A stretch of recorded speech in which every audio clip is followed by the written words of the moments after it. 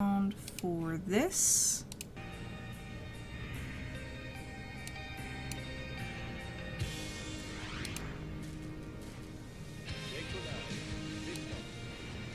And y'all will have to tell me how sound levels are essentially.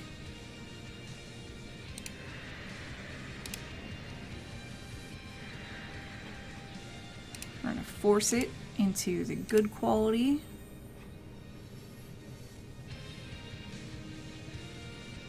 And boom, there we go. Hello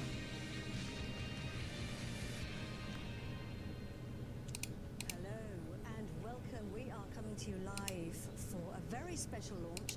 It's the next batch of satellites in a brand new constellation. It's called OneWeb, and its mission is to connect everybody across the planet to high-speed internet. Our mission today is to deliver those satellites into space, and I'm joined here in the studio by my technical experts.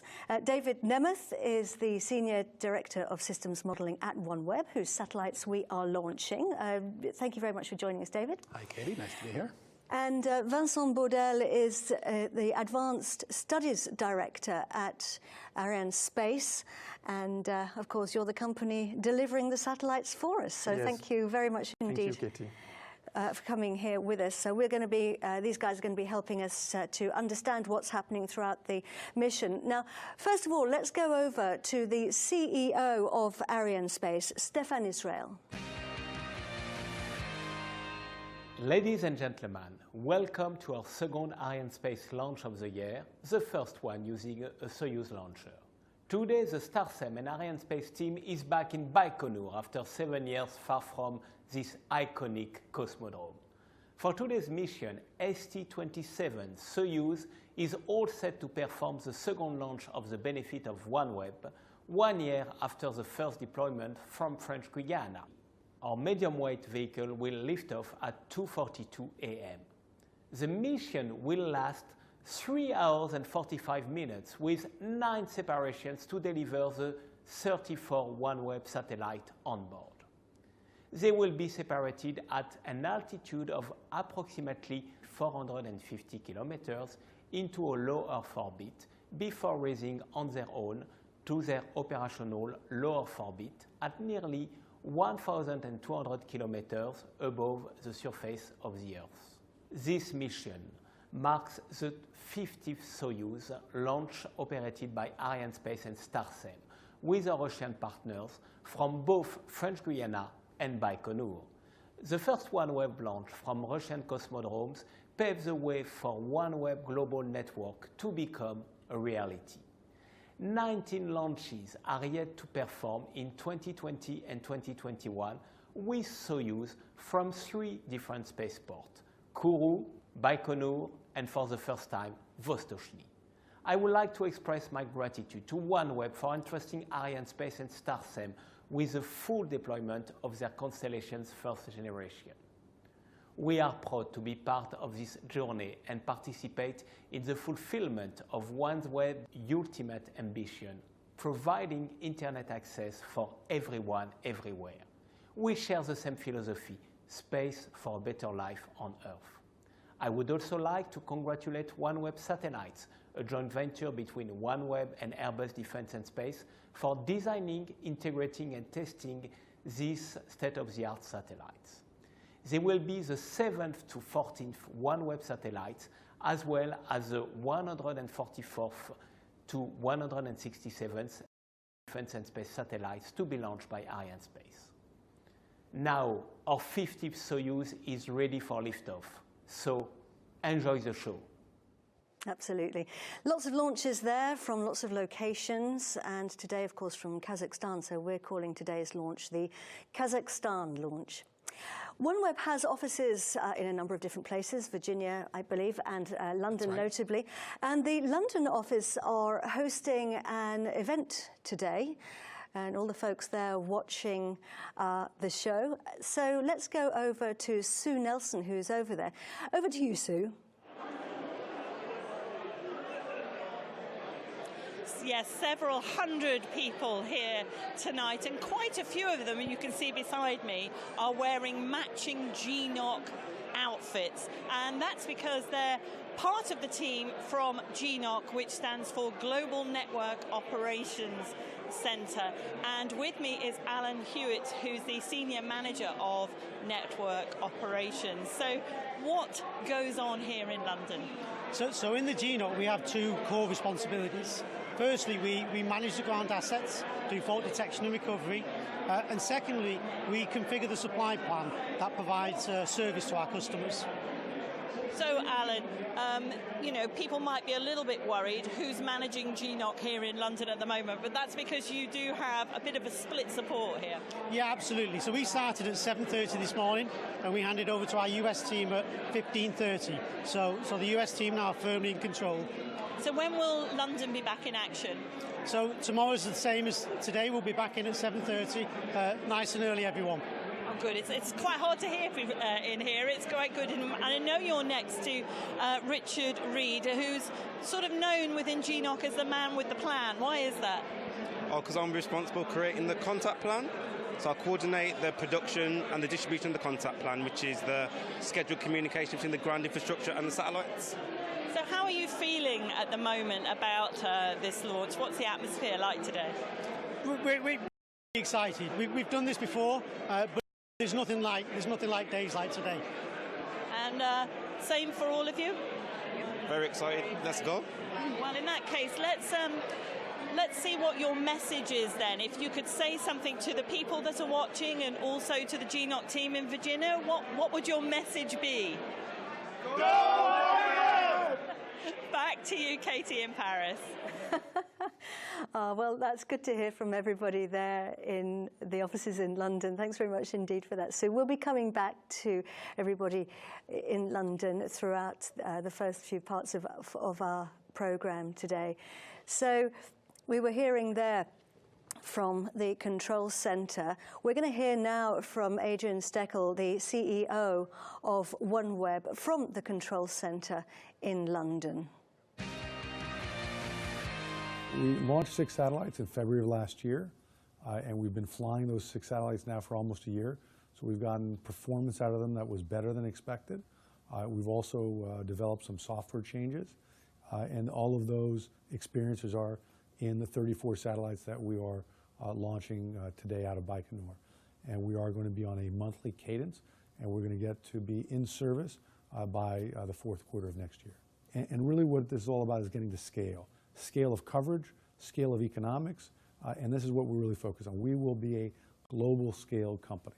So our vision for our system is that we are a global system. We have international partners, and we want to work with governments and organizations around the world so that we can offer that connectivity to everyone everywhere. And this is going to be a huge transformation for people in terms of connectivity. You will, unfortunately or fortunately, not be able to escape broadband anywhere, anytime.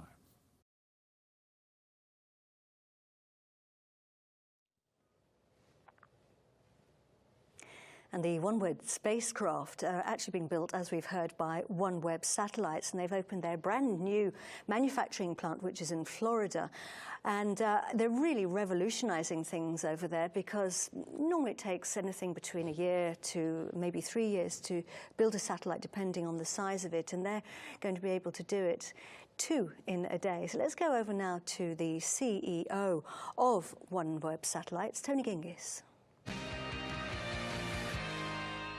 This launch is really the culmination of 4 years of development and making sure that we're ready to actually produce the 650 satellites for OneWeb. So this is the first big batch of satellites that we delivered, and so seeing that launch will really show us that we're on this trajectory to be able to build out the whole constellation. The journey over the last month has really been taking that final batch of satellites, shipping them from Florida to Baikonur. The team there, led by OneWeb with OneWeb Satellites and Airbus, put all of those on that launch dispenser, which I know people have seen the great pictures of.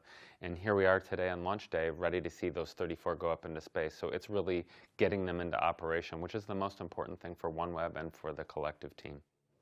So what did they do, David, once they finished that batch of satellites? Well, they got straight to work on the second batch, which they're building now. Oh, well, it's an ongoing process, isn't it? So everyone working really, really hard to get this done.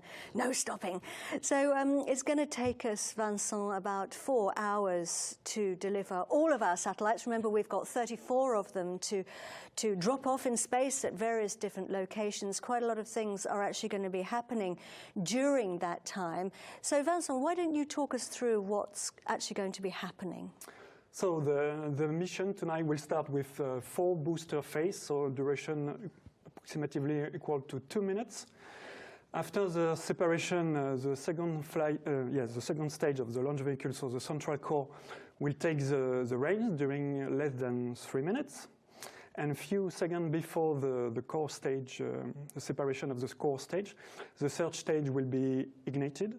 The central core will be then separated, and 2 seconds later, the fairing will be jettisoned. So 9 minutes, 23 seconds after liftoff, the upper stage will be separated from the nose module. So the nose module includes the frigate with its MLI, the dispenser, and the 34 OneWeb spacecraft.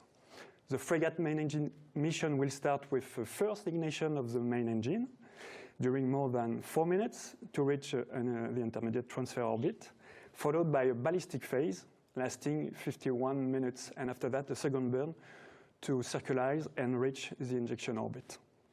And then after that, we are on our way to drop off the satellites. So we are going to make 9 separations, 19 minutes apart. So we're sort of chugging along like a school bus, going from stop to stop. And as you can see here on the image, the satellites are coming off the dispenser. They are coming off first the top 2 from the top hat. We call the bit on top the top hat. And then 4 at a time. So we have a total of 9 separations for the 34 satellites. And you can see here so you can see the dispenser and then the sort of gold spheres on the bottom. That's the frigate, which is actually doing the driving and all of the work. And actually telling the satellites when to go. And the satellite's only job is to let go when it's told. So why do we have 19 minutes, David, between each of the separations? So it's important for us that the satellites all have a little bit of different velocity when we let them go. We want them to sort of spread out after we release them instead of releasing them in a bunch. So what we have to do is after we release the satellites, we have to orient the frigate to burn the thruster for a very short period of time, just a little. And then reorient back into position again so that we can release the 4 satellites in the correct directions. So it's got to be oriented properly. So that whole maneuver takes a little bit of time. And so 19 minutes is the amount of time to give us both the right amount of delta V, the difference in velocity, plus enough space between the satellites. And velocity, of course, meaning speed. So we call the process of preparing the launcher and the satellites for today, we call that the launch campaign. And there's a whole set of activities that happen during that time. So let's hear about a few of them now. The majority of the team arrived here in Baikonur on January 16th. The satellites arrived on January 17th, and for the first week, the satellites were inspected, the batteries fully charged, and the satellites were integrated onto the dispenser. January 25th, the dispenser with the satellites was integrated to the frigate upper stage. On January 27th, the entire stack was encapsulated into the payload fairing and then moved to MiG-40, where it was integrated onto the Soyuz launch vehicle you see behind me. So yes, I'd like to thank our key participants here at the launch campaign. From OneWeb Satellites, who manufactured the satellites, Arianespace, our launch provider, along with Starsem, Ruag team, who's done a great job, and of course all of our Russian partners here at the Baikonur Cosmodrome. So there we have it, pretty cold there in Baikonur at the launch zone. It gets very hot in summer and it gets very, very cold in winter. So the final countdown started about 4 hours ago, Vincent. Yes, 4 hours ago. What's happening now? The State Commission authorized the fueling of the Soyuz with propellant, of course. And this operation was completed 1 hour and 25 minutes before liftoff. 10 minutes before liftoff, the frigate upper stage has sent its readiness to to the Soyuz, so the readiness of the upper composite, that is to say all elements inside the fairing. And now we are at 5 minutes to the liftoff. The beginning of the launch vehicle final automatic sequence will be initiated manually with a turn of a key start in start position. So an operation called Kluczna start, yes. Yes, Kluczna start, which of course means key on start. And Vincent, keep talking to us about what we're seeing now, because this is the launch campaign that we actually discussed earlier. These are some of the events that we heard about. So the launch vehicle has been prepared in the MiG-40 in Baikonur. So the MiG-40 is the launch vehicle integration building. We can see here the integration of the first and the second stage of the launcher. In the meantime, we have performed the preparation of the upper composite in the MiG-112, and this upper composite has been transferred to the MiG-40 for its rendezvous with the launcher. And we have performed first an integration with the Soyuz third stage, and then with the first and second stage. You can see the final integration in this building facility here. And it's interesting that the dispenser in there is actually horizontal and is mounted to the frigate on the side. So the mounting and the dispenser itself has to be strong enough to hold the whole thing up horizontally during this integration phase. So last Monday, we performed the rollout in early morning. So the transfer from the MiG-40 to the launch pad number 6 in the Baikonur Cosmodrome. Once arrived, the complete launch vehicle has been vertically tilted. You can see the tilting trolley here. And once positioned on the launch pad, the servicing platform has been installed around the launch vehicle, and after we have initiated the launch pad activities and the final operations. And that green structure you can see there around the launcher is called the gantry, the clamshell gantry, because that actually opens out in this direction to, well, sort of in both sides. Shortly before launch, that's already open, hasn't it? So just take a look at the launch vehicle. Let's see if we can have a look at it. It's very dark. I'm not sure if you can see it, but there is actually a big grey mast attached to that. We call it the KZM. What's it doing?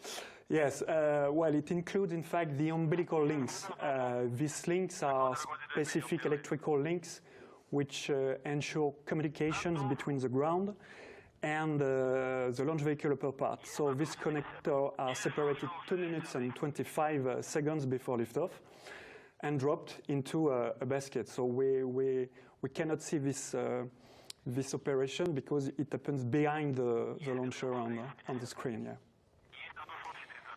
We are 2 minutes to launch. Let's just talk about some of the things to watch out for. So that grey mast will retract, move away, pull away from the launcher just before liftoff, and then there's another mast underneath it which will also pull away. Let's have a quick word about the ignition sequence, Vincent. We switch the engines on 16 seconds before liftoff. Yes, so this sequence consists in a progressive increasing of the stress level. So this progressive sequence enables to check engines work nominally. So the ignition 16 seconds before the liftoff, then a preliminary thrust level 20% at 11 seconds liftoff, then intermediate thrust level 85%, 4 seconds before liftoff, yes, and finally the full thrust level at the liftoff time. Known as Pusk. Pusk, yes. So 1 minute, coming up to 1 minute to the launch of our satellites, David. This is your second batch about to lift off. So this is obviously remarkable. It's fantastic to see the rocket. I'm excited on many levels. I think for OneWeb, this isn't that we've waited a year for 34 satellites. We've waited for a year so that we could build 34 satellites a month. Okay. So this is really the start. And that's very exciting. So 35 seconds to launch. Let's sit back now and watch the launch.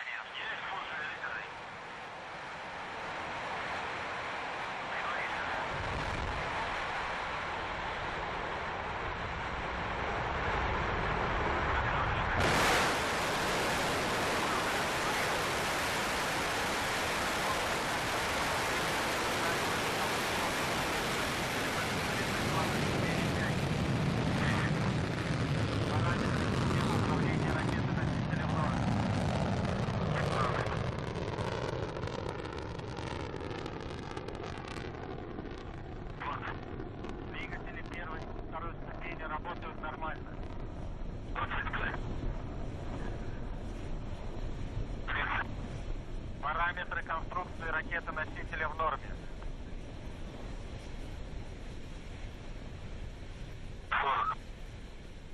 Стабилизация изделия устойчивая. And there she goes. The next 34 OneWeb satellites have begun their journey. They're heading out north over the steppes of Kazakhstan, and Soyuz is pushing hard against the Earth's gravity. Vincent, we're burning the 4 boosters at the moment and the engine on the main core stage, but it's really the boosters that are doing the work right now. The first stage of the launcher consists in 4 boosters around the central core, so 45 tons each, and each powered by one RD-107 engine, producing, a total thrust of 340 tons at liftoff. So the job is to get the launch vehicle away from the Earth. Because, of course, gravity makes it hard for us to leave. It's the reason why we're able to stick to our planet, but it makes it much harder to get away from it. David, your satellites have lifted off. How are you feeling now? Always a little nervous. It's like a roller coaster. You know everything's going to be okay, but I'm just very excited to see them up and safely where they're supposed to be. So let's have a look at the tip of the nose of the launcher there, and there you can see the boosters falling away. This is the scheduled moment for separation of our boosters. They burnt all their propellant. We don't need them anymore, so they can fall away. And we're shedding weight. The lighter we are, the faster we go. That's the name of the game. We're burning the separation confirmed of the booster, yes. And you have separation confirmed. So Vincent is getting information in his ear from the teams in Moscow. So that's good. We can confirm separation. So we're burning the main core stage now. Yeah. So this is the flight of the second stage of Soyuz, so the core stage, and during approximately 3 minutes, and after that, so the next stage. Yeah. And we said you're getting information in your ear. Where is that coming from? So it comes from teams in the CVI. So CVI in French, it's Contrôle Visuel Immédiat. So it is an operational team who is tracking the launch vehicle and receives the telemetry data from the launcher, so they can consequently confirm when the major events have occurred. And at the Guyana Space Center, the CVI team have their offices on a hill so that they can receive all the telemetry, the information coming from the launcher. But of course, on this occasion, they're in Moscow, in the Mission Control Center there, which is known as TSUP. I believe that's where they are. So we were looking earlier, we could see the top of the launch vehicle. Let's see if we can have a look at it now. We call it the fairing. Maybe we can see the pictures of the simulated pictures. Look at the right-hand side of the launcher, the top of the launcher. The fairing is encapsulating our satellites with their special dispenser, and it's protecting everything inside it from the rigors of the launch. Vincent, what kind of things? Yes, the fairing has several jobs. So most notably, it's protecting the satellites from the severe condition of the launch and atmosphere. So the acoustic vibration at liftoff, so very loud vibrations, and also friction when the launcher is flying through the dense part of the atmosphere at very high speed. Very, very high speed. We're traveling at speeds of kilometers per second. We will be reaching 8 or 9 kilometers per second later in the flight. So we're coming up, the next thing that we will be expecting is for the fairing to separate, because we're now getting to over 100 kilometers above our planet, which means that the friction which Vincent was telling us all about is no longer an issue, and we can separate the fairing. You can see it there. We've also separated, this is also the scheduled time to separate the second stage, and hopefully, Vincent, you'll be able to confirm that for us. But David, the captain has switched off the seatbelt signs. We're in space. It took us less than 5 minutes to get there. David, you can see your satellites for the first time. Do you want to tell us what we're looking at here? Sure. So what you can see there is the 34 satellites on the right and the frigate, which they're attached to, and we still have the third stage pushing it along.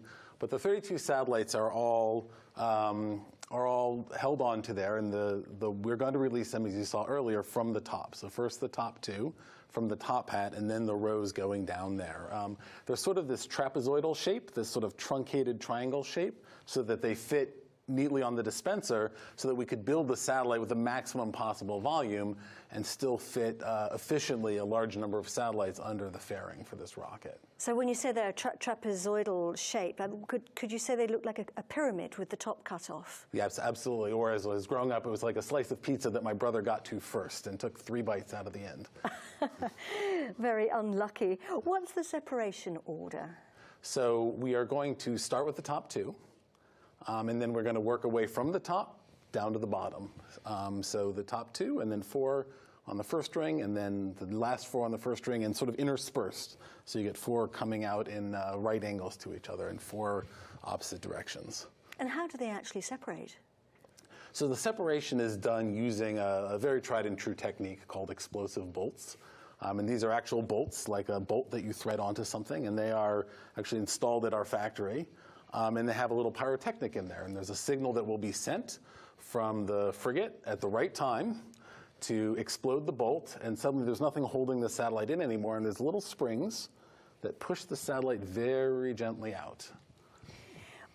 I always think it's amazing, really, because when you see the images on the screen, it looks like everything's traveling quite slowly, but of course it's all traveling very quickly up there. But what we're effectively doing then is pinging the satellites out into space and giving them that push. A very, very gentle push. When you see the simulated results, it looks very stately.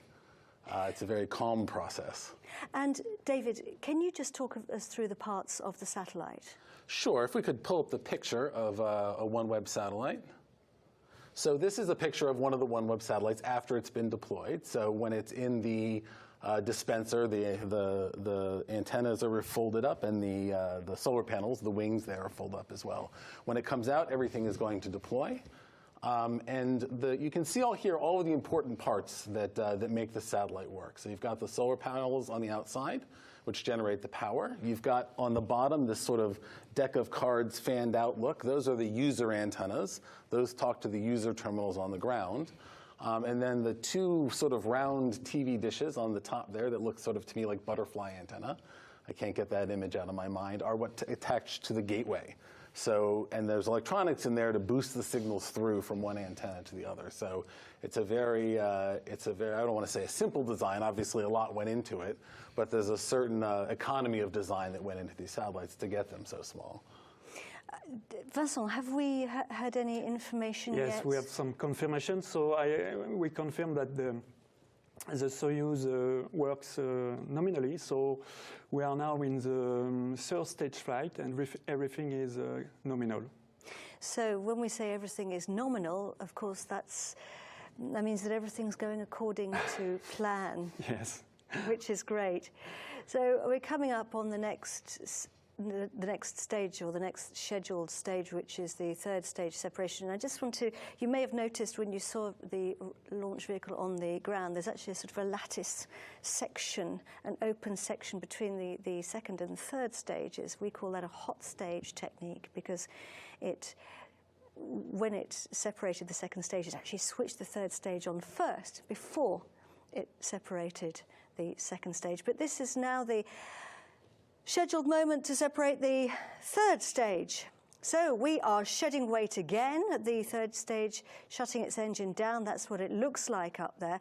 And we're really starting the next phase of the journey now, because the frigate upper stage, which is that gold structure that you can see, is going to take the wheel. And it's getting ready to switch its engine on, isn't it? We call it the pre-burn. Yes, and we confirm the separation of the upper composite right now. So there is now a pre-burn of the frigate, the first step, yes.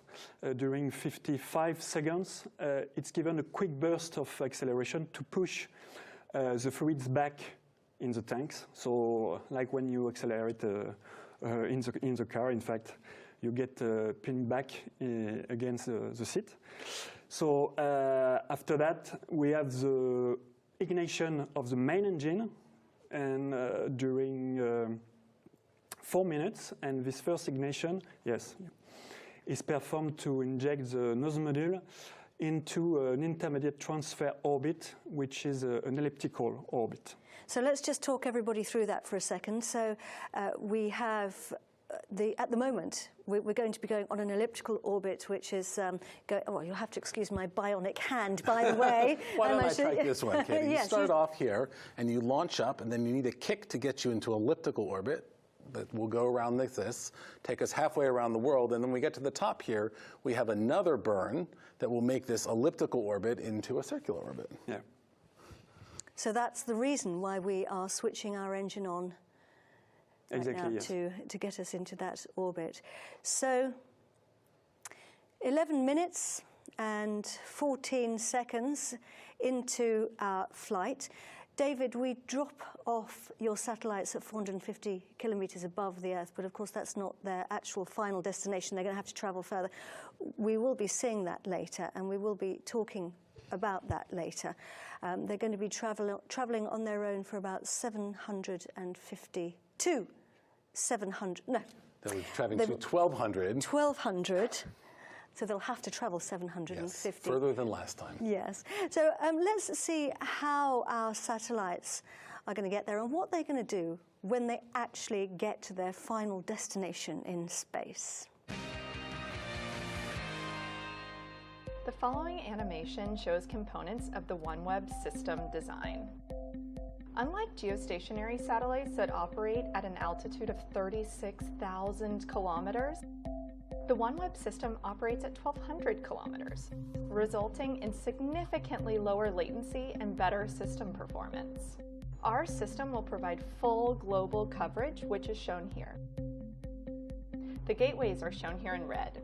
The teardrops moving around illustrate the OneWeb satellites in orbit, which will communicate with the gateway infrastructure for connection to the internet.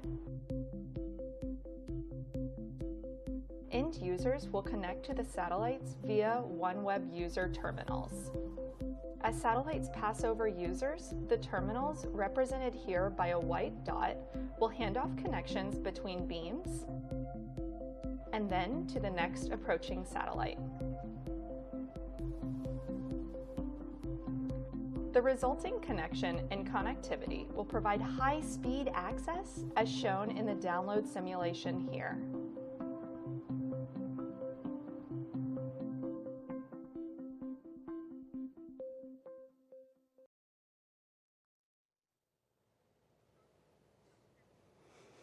Any news, Vincent, on our... Last news is confirmation of the pre-burn for the frigate, yes. So that's good news.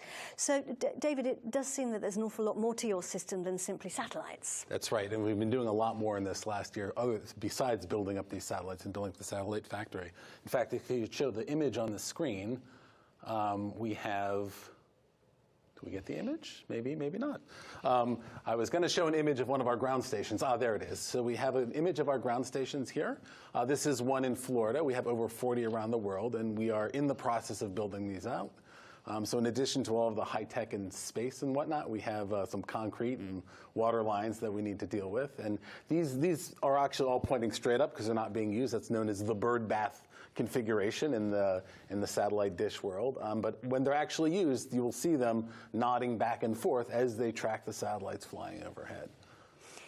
So we're coming to the next phase of our flight now, which is the switch off of the frigate engine, and we're going to be entering what we call a ballistic phase, which is going to be, and this is the scheduled moment for frigate to switch its engine off.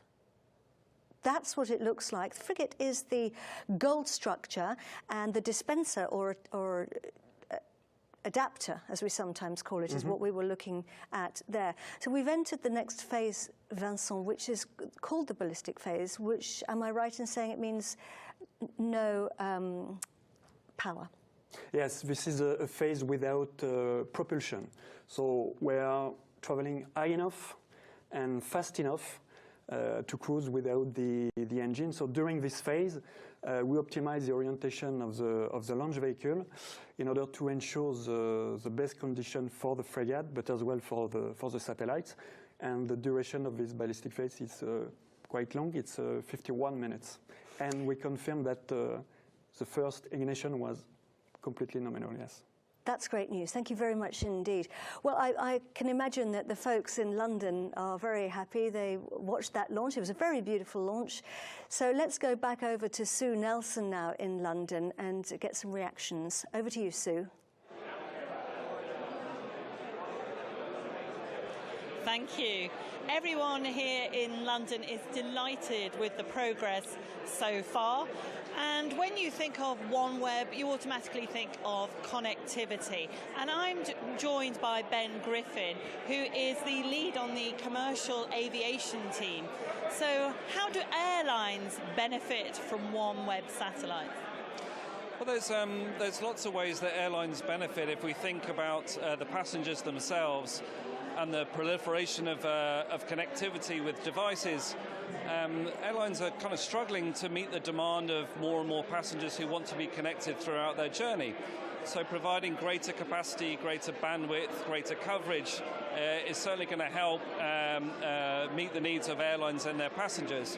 And the other perspective as well, the modern airliners are producing more and more data, which if they can get that data off the aircraft in a more timely manner tells us more about the aircraft, how they're performing and the routes they're flowing. So there's no end really to the benefit we can get from getting the data off the aircraft and providing more capacity in order to do that. And it's not just the airline industry that's going to benefit either. No, that's right. So it's not just the airline industry, it's the aviation community as a whole, so business jet, military, and other applications, but also the maritime sector is phenomenally big, has a big need to be connected. Enterprise applications, which was very well suited to OneWeb, providing connectivity in places where there just isn't connectivity today, and providing and opening up new kinds of applications and services that benefit from the low latency that OneWeb can provide. As well as that, other government types of applications as well, and not just industry, providing connectivity to schools and healthcare and other things like this. And scientists, because you're going to, provide coverage to the Arctic. Coverage to the Arctic, exactly. So places where there isn't connectivity now, all of a sudden opens up a whole new capability through the connectivity that we'll provide. And so how do you work with organisations and sort of letting them know that this is what you can do, this is how we can expand what you're doing? Well, things like this, the launch obviously helps, and that's a good platform to do those things. Working with leading industry partners to help champion what we're doing and get the message across. And of course, attending industry events where we can carry our message directly to the markets that we want to serve. Mobile World Congress is coming up in Barcelona later on this month.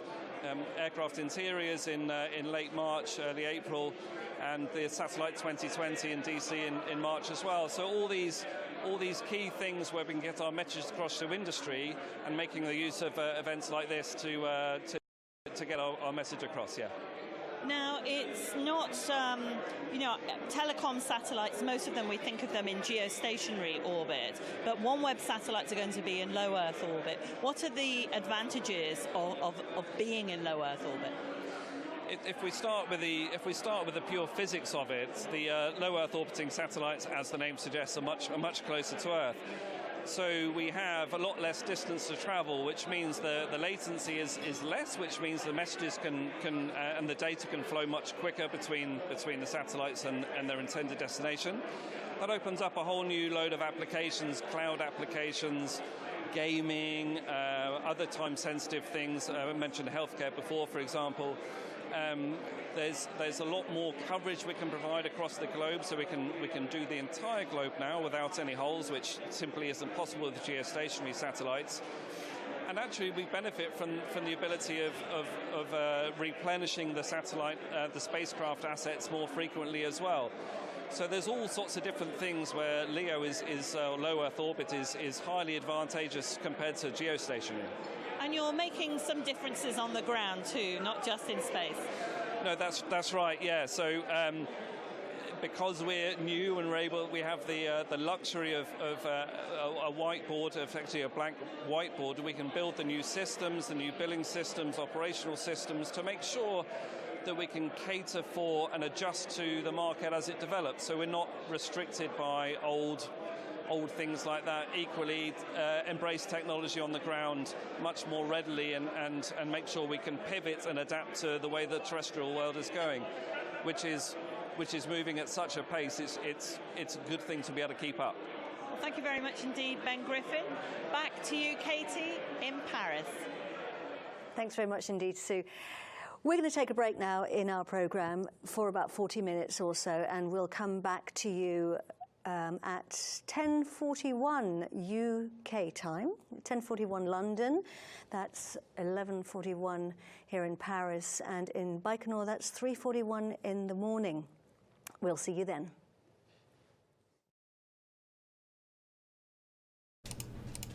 Okay, so yeah, we were talking in chat about, I thought SpaceX was doing the space internet thing. Yeah, there's SpaceX, there's OneWeb. I think there's a couple other companies. There are companies now that provide satellite internet or space internet. It's slow, which isn't the worst thing in the world, but it is very, very slow. They are going to be back in about a half an hour. I'm going to go because Favorite Human is home and it's his equivalent of a Saturday. So yeah, they are, instead of releasing all of the satellites at once, they're putting like 19 minutes between releases more or less, so they don't create a satellite train. Because they don't want anybody to just get really upset. Everything in space is tracked. Actually, let's see if I can do that. 900 baud modems. Yeah, no, I never had to do 900 baud modems, but let's do stuff in space. So there is a lot of stuff in space, but there's a lot of space in between that stuff.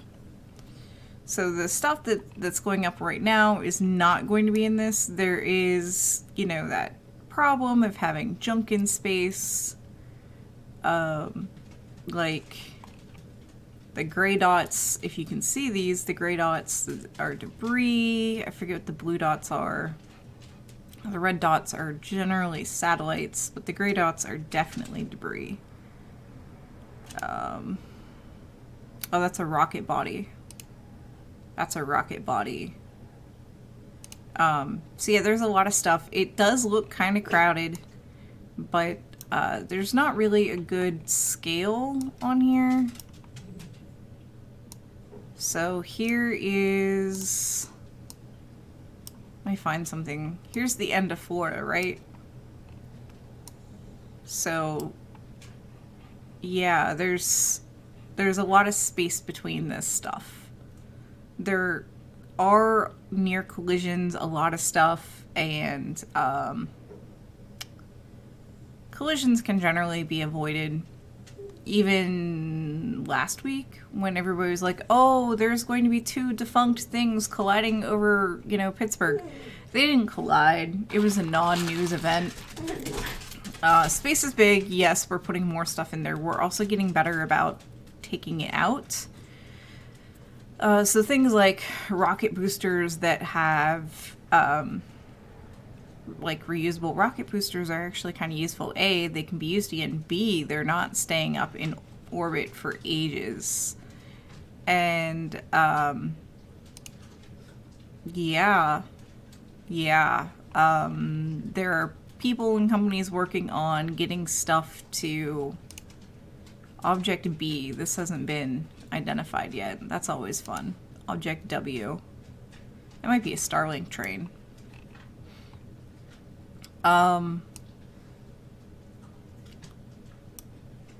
But yeah, I know it looks crowded. There's people and companies working on deorbiting stuff,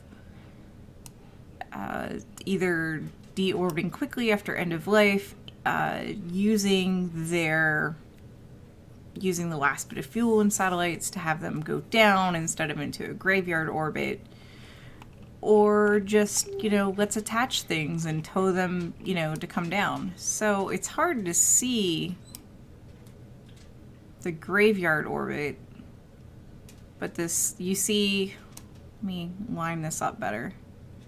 So you see this great big one band right here where you see like all these other things, and then you see this kind of tilted band.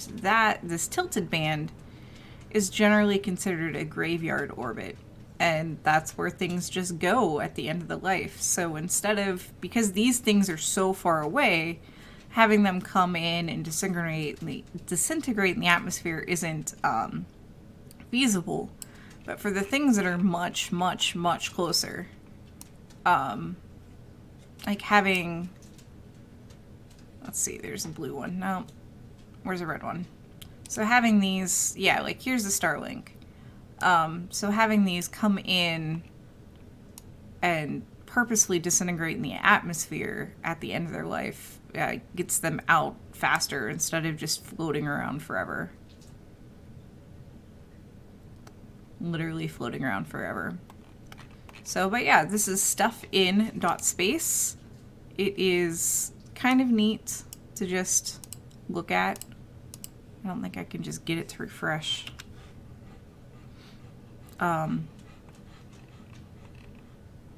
There are places where you can actually track satellites, but this is just to see how much stuff is in space. So, oh, what's this? Is this, oh, here's the Starlink train. Look at them all bunched up together. Yep, this is the Starlink train. Let me see if I can click off of it. Wouldn't we need another shuttle like craft to bring space junk home and or disassemble, reuse, repurpose it? Not necessarily. There's things like that have been like ribbons that have been essentially been, let's attach this ribbon to help it deorbit faster. DPI is saying something about nets and harpoons. There's all sorts of ideas out there to get this space junk down, and a lot of companies are being more thoughtful when they're designing this stuff and being like, okay, this is how we're going to get it down at end of life, rather than just leaving it out here forever. See if I can really, so there is a lot of debris like this. I'm not entirely too sure like what some of this is a piece of rocket debris.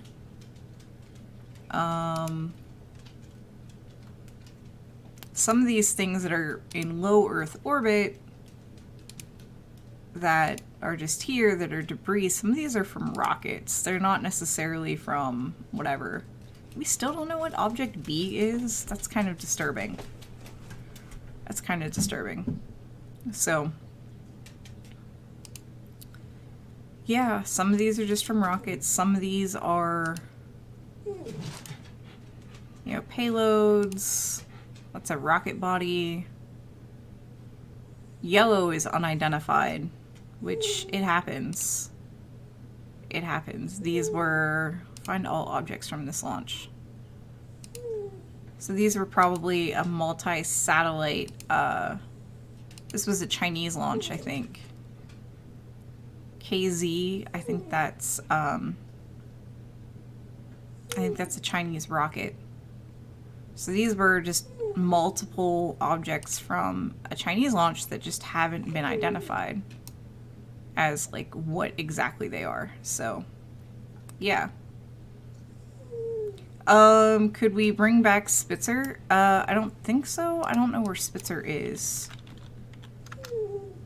And it's not really letting me track Spitzer. I don't know where Spitzer is. I don't know if this has Hubble. This doesn't have Hubble in it either.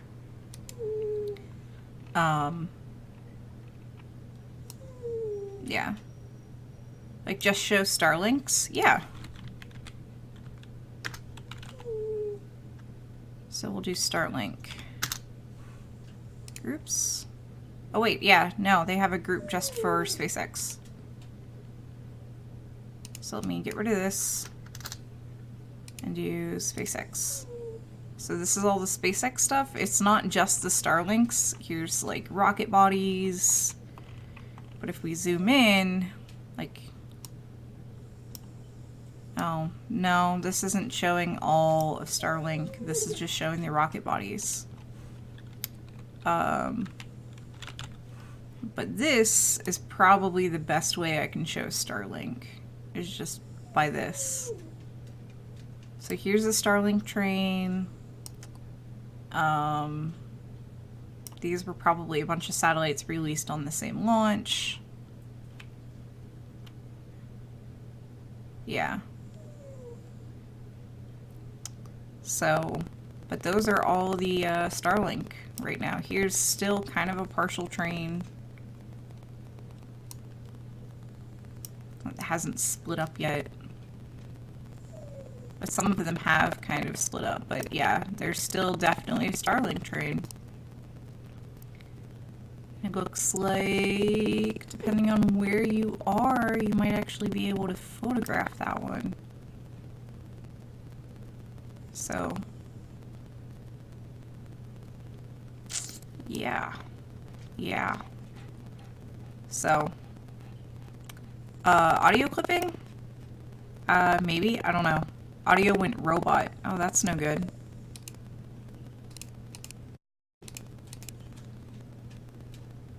That's no good.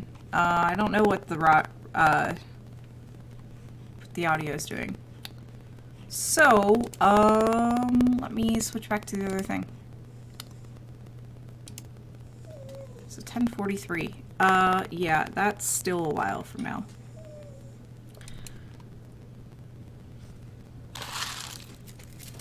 Okay. Audio is telling me to go to favorite human. That sounds like a plan. Does anybody actually want to see these things deployed, or are we all just, am I all just torturing you with my audio robot now? Because Dr. Pamela said she would pick it up if anybody was interested.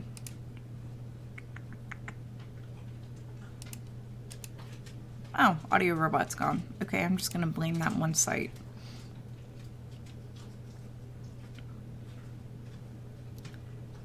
But yeah, the first separation isn't for another 30-some minutes. I'm just using this as an excuse to not exercise. Well, no, we can't have that. We can't have that. Not at all.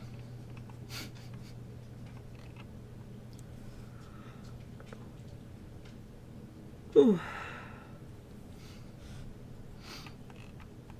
We can't have that. Anyways, I'm gonna go. And yeah, because it's just going to be spinny offy things, isn't it, Puck? Isn't it, Puck? As soon as I get everything all right. Okay. I don't know. For me, it means favorite human. I don't know what other people have favorite FH mean. So, yeah, this was a rocket launch, kind of a quiet rocket launch, because, you know, they're streaming it and it's happening in a totally different area than where we're at. So yeah, Bad Panda Bear, go exercise. Everybody else, have a wonderful insert time of day here. This has been a production of PSI, that's Planetary Science Institute. working in collaboration with Youngstown State University here in Youngstown. It's starting to get dark outside. I should probably see Favorite Human. We're brought to you by you, so thank you, everybody, for everything. If you can't afford to support us financially, these are the things you can do for free. You can follow us here on Twitch. You can subscribe to our YouTube channel. You can tell your friends, family, and enemies about us. And yeah. So keep being awesome. I will see you again soonish because there's a whole lot of rocket launches this weekend. And yeah. Have a wonderful insert time of day here, and I will see you all soon. Bye!